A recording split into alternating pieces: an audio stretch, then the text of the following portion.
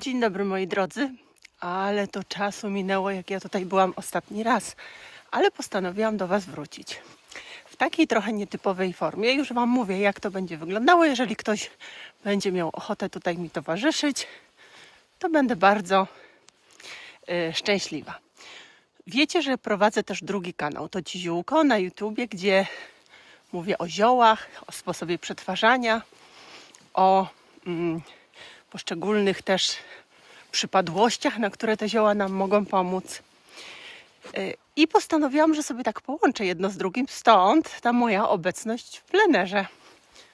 No to nie będę się dalej rozgadywać, tylko wytłumaczyłam Wam, dlaczego nie siedzę w domu podświetlona sztucznym światłem na tle regału pełnego książek. Tylko tutaj. I ja będę robiła tak, że będę czytała książki i będę opowiadała Wam o tych książkach co jakiś czas. Jeżeli jesteście zainteresowani, to serdecznie zapraszam. A dzisiaj zaczynamy od noblistki, a jakże inaczej, i od jej książki Wegetarianka. Za chwilę wszystko powiem i o autorce, i o samej książce. Zapraszam.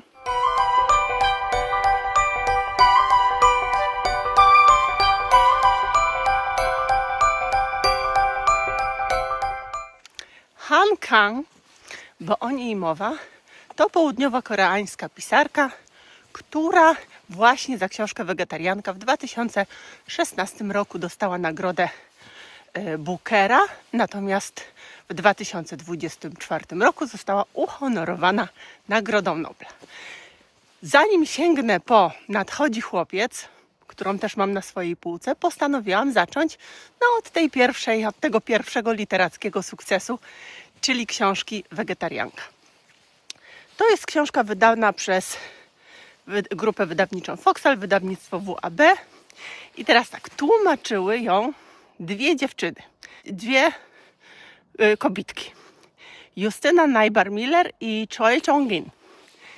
Jedna Polka studiująca koreanistykę, druga Koreanka wykładająca język koreański w Polsce. I teraz sobie pomyślałam, o mój Boże, jak one zrobią kompilację tego języka koreańskiego z językiem polskim, jak one to przetłumaczą. Bo wiecie, czasami, tak jak Wisława Szymborska mówiła, no oczywiście poezja to jest co innego, ale czekała tyle lat na kogoś, kto przetłumaczy jej wiersze, nawet nie słowo w słowo, tylko odda ducha, sens tego wszystkiego, co chciała powiedzieć.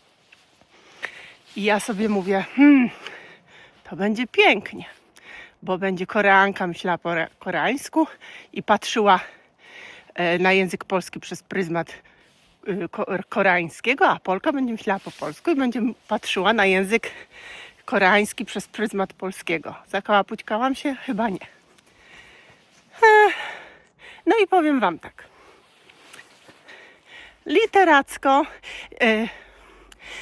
może jeszcze inaczej. Każda książka dla mnie, ja rozpatruję książkę pod względem treści i pod względem formy. Mam wrażenie, że w dzisiejszych czasach ta forma jednak mimo wszystko trochę przestała być zauważana.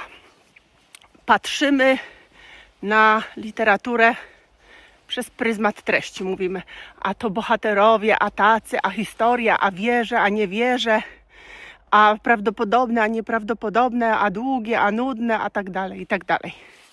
Oczywiście w dobie społeczeństwa takiego obrazkowego i w dobie tego, że ludzie komunikują się skrótowcami, jakimiś emotkami, równoważnikami zdań, to ktoś, kto napisze zdanie składające się z 4 albo więcej wyrazów, no to już urasta do rangi jakiegoś mistrza pióra. Ale no dla mnie tak nie wygląda to jednak mimo wszystko i ja bardzo dużą rolę przywiązuję do formy, a nie do treści. To może zacznę od tej formy. To nie jest porywający jakiś język. Tam nie ma jakichś zgrabnych metafor, pięknych sformułowań. Nie wiem, czy to jest wina tego tłumaczenia, czy to jest po prostu taki prosty język Han Kang. Znam dużo więcej pisarzy. Też nie ma takiej charakterystyki, wiecie. Każdy artysta a literatura jest w końcu sztuką piękną i pisarz jest też artystą. Powinna być w jakiś sposób oryginalna. Zobaczcie, jak patrzymy, nawet możemy nie znać obrazu Picassa czy Klimta, ale jak na niego spojrzymy, to wiemy, tego obrazu jeszcze nie znam, ale to jest na pewno Picasso, to jest na pewno Klimt. Oczywiście możemy się tam pomylić od czasu do czasu, ale generalnie mają taki swój rys, który ich charakteryzuje. Jak widzimy film, możemy go wcześniej nie widzieć, nigdy, ale jak go oglądamy, mówimy, to wygląda jak Polański, to wygląda jak Quentin Tarantino. Macie tak? No na pewno tak macie. Dlatego, że to jest taka charakterystyczna, jak słuchamy, ja jako śpiewaczka operowa mogę Wam też powiedzieć, że jak słucham głosów, no już na pewno bardzo charakterystyczny jest głos Marii Callas, która teraz przeżywa swój renesans i została wskrzeszona między innymi przez film. Piszcie mi, czy widzieliście film i czy Angelina Jolie faktycznie jest taka kiepska tam, jak się o niej mówi w recenzjach. Ja jeszcze nie widziałam. Natomiast no jak słuchamy Marii Callas, to wiemy, że to jest ona i nikt inny. A tutaj nie ma czegoś takiego w literaturze Han Kang. Ja bym przeczytała 15 książkę, ktoś by mnie zapytał, kto to napisał i ja bym po prostu nie wiedziała, że to ona. No ale dobra. Nie czepiam się. Mi ten język nie do końca tak przypadł, ale może ja jestem jakaś dziwna. Natomiast chciałam powiedzieć też o treści.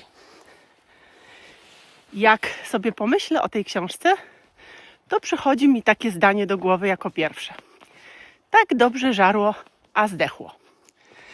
Początek mnie bardzo zaintrygował, bo to jest opowieść o dziewczynie, która postanowiła przestać jeść mięso. Oczywiście w naszym społeczeństwie no to nie jest nic wielkiego, tak? Ale w tym koreańskim społeczeństwie, gdzie wszystko jest bardzo sztampowe, każdy jest do siebie podobny, no to jest może jakaś rewolucja towarzysko-rodzinna.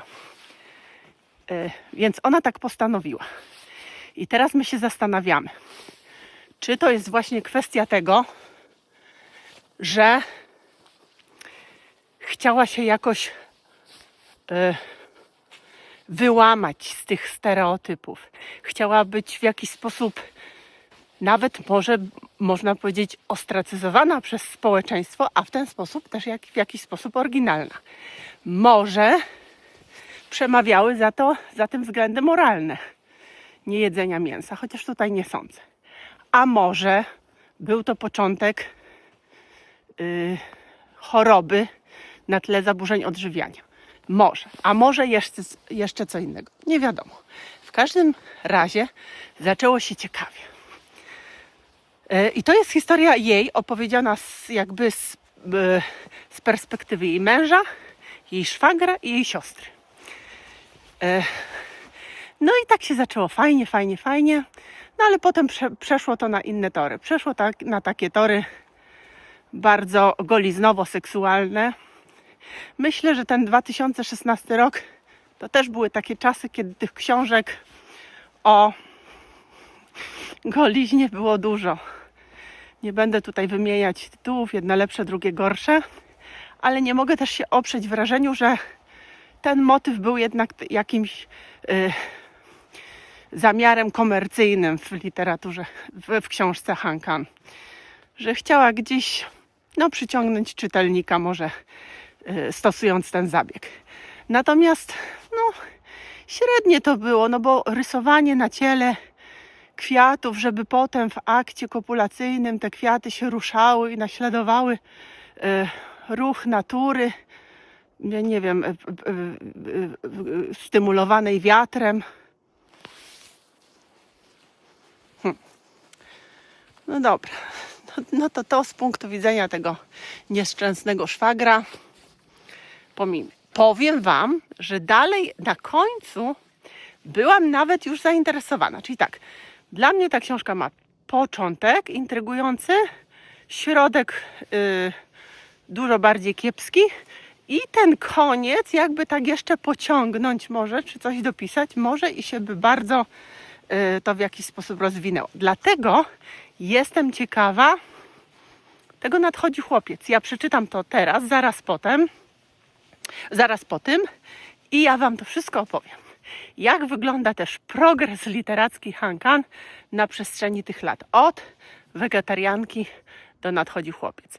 Ale oczywiście ja do końca nie neguję tej książki i Wy sobie po nią sięgnijcie, również dlatego, żebyście mieli na jej temat swoje własne zdanie i żebyśmy mogli sobie o niej dyskutować. No, to my Was serdecznie pozdrawiamy z tym oto pieskiem marki Labrador, który wabi się dolar, a jest też bohaterem moich filmów Na to Ci ziółko. Jeżeli interesują Was zioła, to zerknijcie. A jak przyjdzie wiosna, to ja jeszcze przeplatać te opowieści o książkach będę może jednym, 2 słowami na temat ziółek, które będą z ziemi wychodzić, żebyście i Wy mieli tutaj taki kanał ziółkowy w bardzo malutkiej pigułeczce. Ściskam, pozdrawiam, pa!